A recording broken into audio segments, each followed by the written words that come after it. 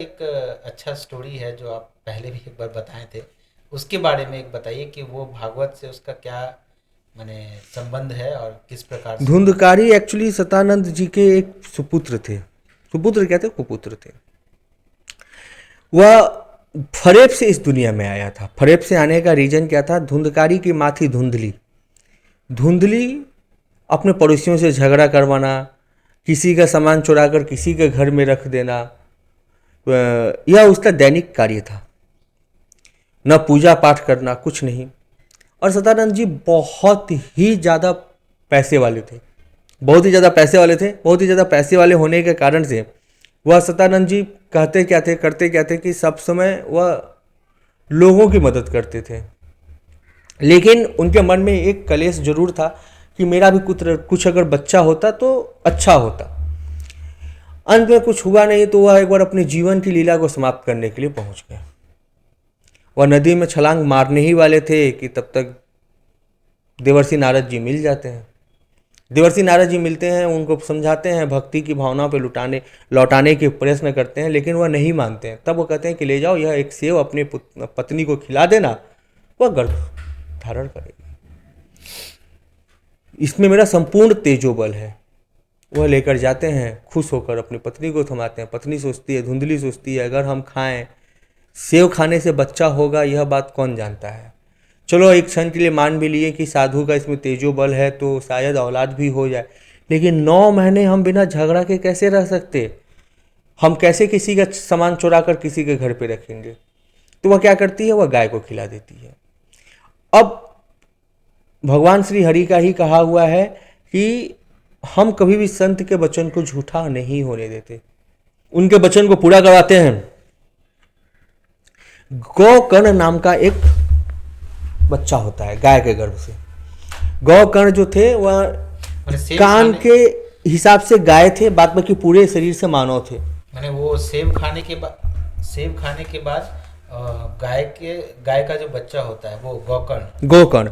अच्छा। और धुंधली क्या करती है? अपने पति को झूठ बोल के अपने बहन के घर चली जाती, क्योंकि उसकी बहन हर साल एक बच्चे को जन्म देती थी।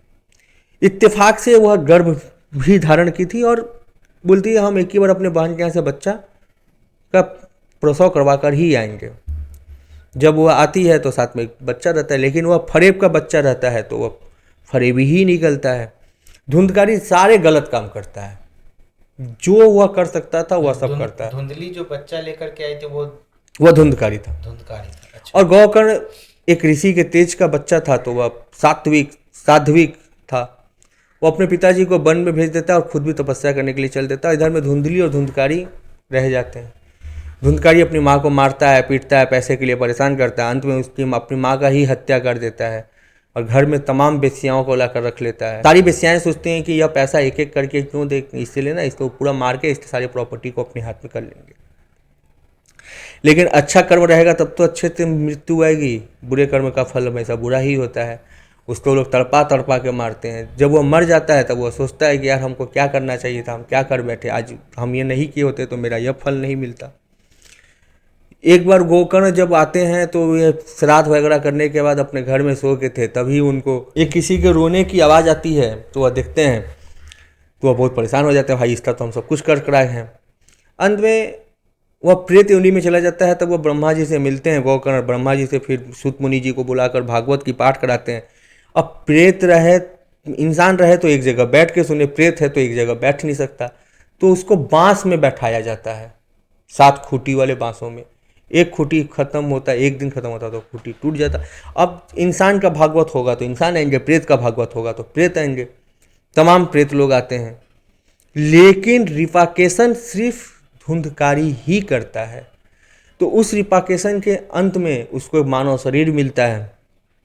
मानव शरीर मिलने के बाद वह बैकुंठ जाता है।